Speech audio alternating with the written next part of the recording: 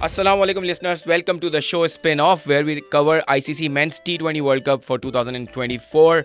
Last game to be played, the final to be played on 29th June. In the semi-finals, we saw yesterday that Afghanistan was beaten by South Africa in a one-sided game, and England also has gotten beaten by India in a one-sided game, I would say. And we were expecting this game to be a nail-biter one, but it didn't turn out to be. Eventually, India won the game quite easily in the Providence Stadium in Guyana, and the game was in complete control of the Indian team because like we discussed in yesterday and before in our shows, that this World Cup is the World Cup of the captains. We have seen how Makram has been excellent in terms of reading the conditions. We have seen how Rohit Sharma has been so good with Indian team. They've read the conditions so well throughout the tournament, and they won their games in critical situations. Same was the case in yesterday's game, and we saw that it was very easy for India once Butler made a mistake on toss. He won the toss and he asked India to bat, and on the toss also Rohit Sharma said that I also wanted to bat, so it's a good toss to lose. So this is how the game went. In the beginning, Butler made a mistake due to which India got to bat first. Although they lost their Virat Kohli in the beginning, but it was again Rohit Sharma's show. Punt also got out early, but again it did not hurt India that much because Surya Kumar Yadav was there with Rohit Sharma to take on England bowlers. And in the overall match, we saw that tactic wise also Butler looked quite under pressure, and he did not make the decisions just like he had Moeen Ali in his ranks, but he did not make Moeen Ali bowl a single over, which was very, very surprising on a pitch where he also said that spinners are going to be critical. We saw how difficult it was for England players to face Indian spinners, especially Akshar and Kuldeep Yadav. So a game which was completely one-sided, and it was completely dominated by India. We'll talk about this game in detail as to how India batted in the first innings and how England approached their chase, and it was a bad chase from England, and a similar kind of total just like in the last T20 World Cup semi-final where both these two teams played together, and there also India batted first and scored 170, which was chased down by England very easily, but different ground, different conditions, and very bad batting from England overall. And if you look at it from the perspective of how these two teams have done in the tournament, you will say that India deserved to be in the final because they've won all of their games in the Super 20 and Super 8, whereby they deserve to be in the finals. But we expected England to fight and give us a good game, but it wasn't to be. India won the game quite easily. We'll talk about this game in complete detail, and we'll also build up for the final, which is to be played between South Africa and India on 29th of June in Barbados. So we are going through the game between India and England, which was completely dominated by India. And like we said in the last segment, that this game was between the two captains, and Butler made a lot of mistakes in this game that was played in the Providence Stadium, Guyana, where it was the sea of blue. All the Indian fans were there, and it was a good game for the Indian fans to enjoy because when Butler won the toss, he opted to bowl first, and India was asked to bat first. I think Butler had this rain situation in his mind that if there is a rain, it will be easy to chase down if it's a Duckworth-Lewis method as well, because then you know exactly as to how many runs are to be scored in how many overs. But it didn't turn out to be the right decision, like I said. But when you look at how India batted, they were exceptional, especially their captain Rohit Sharma, the hitman. He again scored very quick 57 of just 39 balls. Rohit Sharma has been outstanding in all of these matches, which are very critical for India to win. We saw his batting against Australia as well. But one player who is their star player, Virat Kohli, is struggling in this World Cup. This was his 8th consecutive failure for a player who's been there for India, and especially in ICC Men's T20 tournaments. He's one of the most successful players, a player who has won 5 Man of the Match awards, and a player who's scored most runs in ICC Men's T20 World Cups is this failure is a big failure for him. But his team is doing well without his performances, which also speaks volumes about how strong the India is. And when we see Indian team, a lot of their young talent like Ishan Kishan and Shubman Gill, they are not there in the team. Still, they are performing so well, which tells you as to how big the pool of players India is having. But coming back to this match, outstanding batting from Rohit Sharma, like I said, and Surya Kumar Yadav, who has the most successful tournament so far. I am talking about his own performance. He's been great for India, and all of the last three matches, he has played a sheet anchor's role. In this match also, he scored 47 of 36. But again, Moeen Ali was not asked to bowl in conditions where it was helping spinners, and Hardik Pandya was the third best scorer for India with 23 of just 13, and we saw how easy it was for him to hit sixes. He got out to a ball after hitting 2 consecutive sixes to Michael Jordan. Michael Jordan, we all know he took a hat-trick in the last game, but Hardik Pandya was outstanding again. Ravindra Jadeja scored 17 of just 9 balls, and Akshar Patel, a player who has been an exceptional player for India, not just with the ball, with the field, with the bat. He hit a very crucial 6 in the end, because in the last moments, hitting these sixes actually gets your side from 160 to 170, which has a emotional thing when a team is chasing. So these players, Jadeja, Pandya and Akshar Patel were outstanding. They took the score which looked to be around 150 to 170, which actually made England to make errors in the beginning. We are going through the game between India and England, where India beat England by a big margin of 69 runs. Can you believe it? This was the second semi-final in this year's T20 World Cup, and who would have thought England will be out of the tournament like this? They were the reigning champions and they were defending the title, so they're out of the tournament. But a lot of mistakes made by Butler, and especially while he started batting, he was good initially. England was 26 for not out, but the way he started against Akshar Patel, on the first ball he went for the reverse sweep, which was very it was brave, but it didn't turn out to be the good decision, and he got out. And as soon as the Butler got out, the things were very difficult for England. But coming back to how England bowled in the first innings, for them, Jordan was very good. He bowled 3 overs, he took 3 wickets and conceded 37 runs. But once again, we saw that Rohit Sharma brought in Akshar Patel very quickly in the power plays, and it helped India. Akshar Patel took 2 wickets, 1 wicket each in his first 2 overs in the power play. But England did not opt for Moeen Ali, which was very surprising to see, because we've seen Butler to opt Moeen Ali in the previous matches, and on a pitch where Butler himself said that this pitch is going to stay low, and when the pitch is low, it means that it's going to help spinners, because then playing across shots are difficult. So we expected Moeen Ali to be bowling, and had he bowled, I am sure the score would not have reached this 171, but he didn't bowl. And after Jordan, the next best from England was Reece Topley, who took 1 wicket off Virat Kohli, and he bowled 3 overs. He also conceded 25 runs. And Jofra Archer and Mark Wood have struggled in this World Cup, and we, in our previous shows also, we were talking about these 2 bowlers, that these bowlers are not at their best in this tournament, and these pitches are not suiting bowlers who are who bowl with express pace. So this again, we saw it happening in this game as well, and Mark Wood was not part of the team as well, which looked to be a little surprising, because he is an impact player, but he was not in the team. But Jofra Archer was there. He conceded 33 runs and took 1 wicket. Adil Rashid was exceptional. Like we said, a spin-friendly track it was. Adil Rashid took 1 wicket and he conceded 25 runs, and he took the main wicket of hitman Rohit Sharma.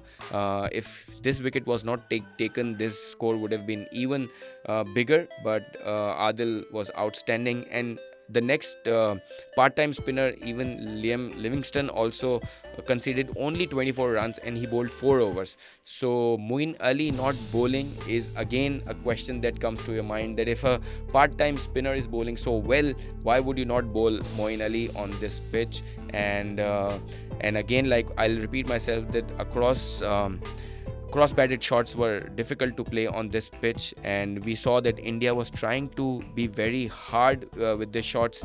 So Moeen Ali would have been a good bowler to bowl on this wicket. But again, the game is done, and cricket is such a game that whatever script that's written is written on the given day. When we look at how India batted, but rather we'll do it after this song. We'll have a look at how India approached their innings and how much they scored in the power plays and the middle overs and in the end overs. I'm sure you guys, we have seen a lot of your messages, but you guys are also saying that Butler made a lot of mistakes. We've already discussed in our show that yes, he made some mistakes, and not just at the toss, but in the match itself there were so many errors.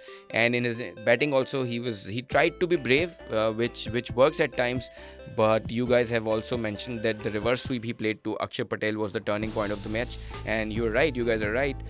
You have read the game well. I was also wondering as to why he went for the reverse sweep of the first ball, but this is how these players play, and we know that Butler, once he starts to dominate, he plays all kinds of shots. But to a spinner on a pitch where the ball is keeping low, he should have initially read the pace of the ball, and he should have read the pitch, and then he should have gone on for his shots. But this is how it is. But Salt had a bad day as well. He dropped the catch of Rohit Sharma at point in the beginning, which turned out to be a big loss. At that point in time, India could have lost their 2 wickets in first 2 overs had Salt held on to this catch in the beginning, but it wasn't to be. So all in all, it was a day to forget for India. You guys are right. Coming back to how India batted and how their score was broken down into different parts of the game. In the power plays, they scored 46 for 2. They lost Kohli and Pant in the power plays, and like I said, a catch of Rohit Sharma, a sitter was dropped at the point position by Salt in the beginning. Had it been 46 for 3, you can imagine this score would have been much less. But it turned out to be the good day for India, not so good for England.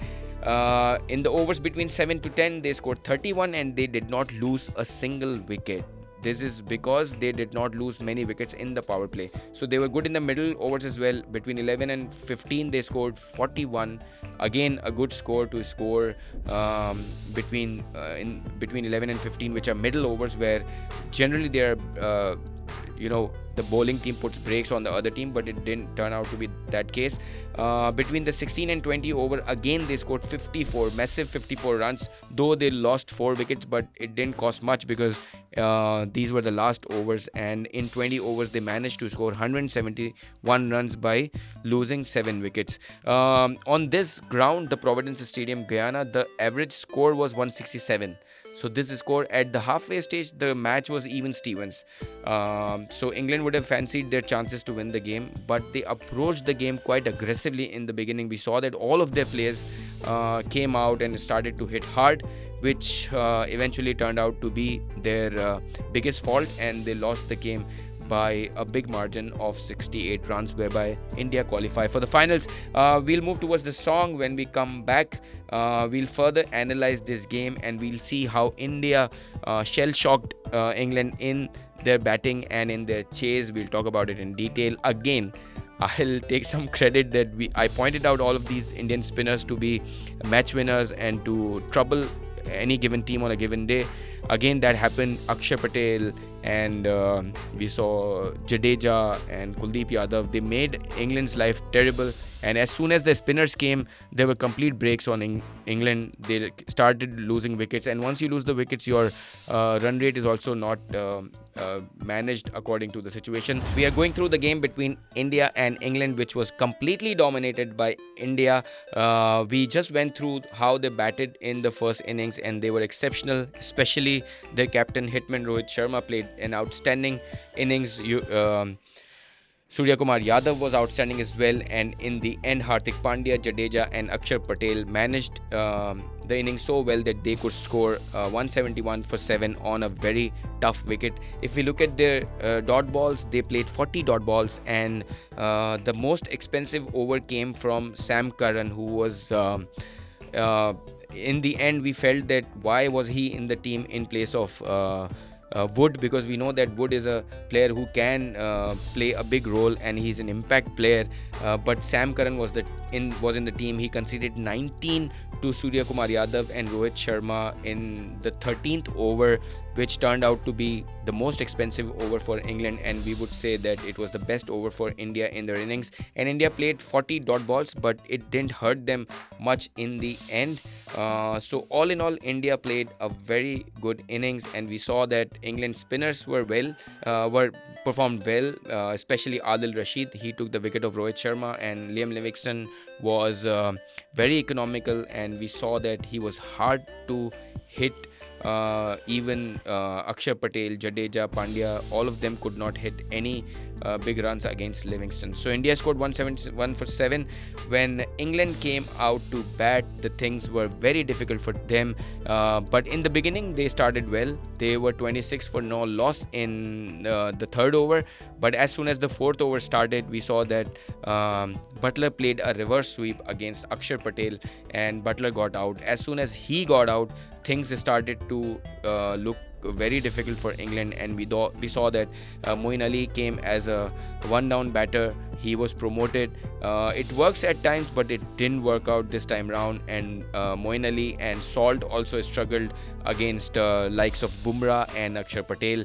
In the fifth over, again Akshar Patel took a wicket on his first ball, and then Bumrah also started taking wickets. He bowled out Salt. So very initially, England lost 3 wickets, and when we look at their entire inning, they were not able to come back from this dismal performance in the beginning. So they lost 3 crucial wickets in the power play. I can see a lot of your messages on our WhatsApp number, and you guys are right that Indian team is kind of unbeatable, and they're literally unbeatable. They have not been beaten by any team in the entire tournament. They've beaten big teams like Australia and now England in the second semi-final rather, and India have qualified for the final. And India have qualified after many years. We all know that they won the inaugural T20 World Cup in 2007, which was played in South Africa. They won the final against India. Who could forget Misbah-ul Haq's last ball shot where he got out. But this time they have the second best chance to win this T20 World Cup, but we'll have to wait and see, because another team who's in the final is also unbeaten. South Africa is yet to be beaten in this tournament. So a match to die for, outstanding match coming up on 29th June, the final. I want you guys to also give your comments on what do you expect from this game, and the messages that you guys have sent are very sensible, and you guys are right. You guys are praising India, and they deserve it because they've done so well in the tournament. Especially your messages about Rohit Sharma and Surya Kumar Yadav and Akshar Patel are all correct, that these players are big match players and their preparation is outstanding. They are utilizing the conditions well. They are taking wickets on the right time. They are scoring runs at the right time. And the way India has approached this World Cup is outstanding. But you guys have also raised questions on Virat Kohli, which is right. I mean, your questions are correct that Virat Kohli is such a player who is good while he plays his classy innings. But what I see from his batting approach is that he's asked to dominate the bowling from the first ball and do not go for big runs of his own, because this is the reason why India has been able to score big runs. If we see Virat Kohli consume a lot of deliveries in the beginning, then India does not manage to get big runs. So I think even though Virat Kohli is not making runs, but India itself is performing well. So he's been given a set target based on which he's doing his batting, and he's failing, but India is winning. So I think if the team is winning, then everything is right. But yes, a World Cup to forget for India, for Virat Kohli, a World Cup to remember for India, and they'll be playing in the final. And Virat Kohli is a kind of player who can make a comeback in a big game, just like you guys have mentioned that Surya Kumar and Kohli and Rohit Sharma have been playing outstanding cricket, and this is what you expect from from these big players to be performing at the big stage, which Pakistani players and a lot of Australian players failed to do in this T20 World Cup. But India is doing well. It also tells you the kind of preparation that they have gone through and the kind of staff they have in the team who are reading the conditions so well. And especially when I saw Rohit's conversation on the toss, he was so clear about it that he wanted to bat first, and it was a good toss to lose because England asked them to bat first. So this is the kind of confidence that you have when your staff is so clear about what is to be done when you win the toss and how to approach the game. Especially in bowling, they're so good that I think even if they had scored 150 on this ground, they would have beat India. But again, credit goes to their team and some of the players who have done so exceptionally well. And all of your messages are correct in terms of praising India because they deserve it. We are going through the second semi-final that was played between England and India, which India managed to win by 68 runs, and outstanding performances from the captain Rohit Sharma and Surya Kumar Yadav, and the man of the match performance from Akshar Patel, who took 3 for 23, and he was outstanding. He got the main wicket of Jos Buttler, the captain of England team, which turned this game into the favor of India completely. If we look at how England scored 103 all out in just 16.3 overs, we have Harry Brook, who scored 25 of 19.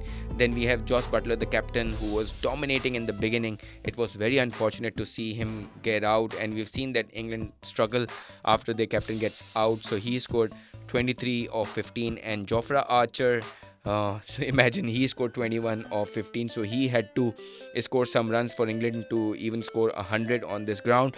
And when you guys asked question about Virat Kohli, I was also thinking that there was a time when India used to struggle if Virat Kohli used to get out early, but that is not the case anymore with the Indian team. Similarly, this is why England is out of this tournament, because as soon as their openers Buttler and Salt get out, they get into a deep trouble. We saw their chase against South Africa as well, where they fell short by 7 runs, but in that chase also it was a big struggle for England. And considering all of these facts, that they could not even chase down against South Africa, it was very brave for Buttler to win the toss and opting to bowl first. So but this is how it is. They have made a lot of mistakes, and this is the reason they are out of the tournament.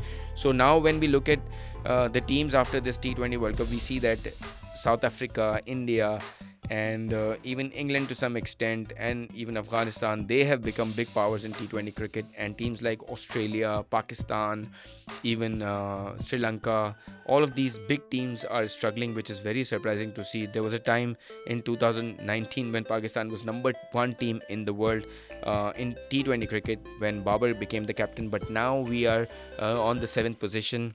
Although we'll not have to play the qualifiers for the 2026 T20 World Cup because we still are number 7 when this World Cup is happening. But again, we expected our team to do much better, but they got out of the tournament in the Super 20 only. Coming back to this game, the Indian bowling was outstanding.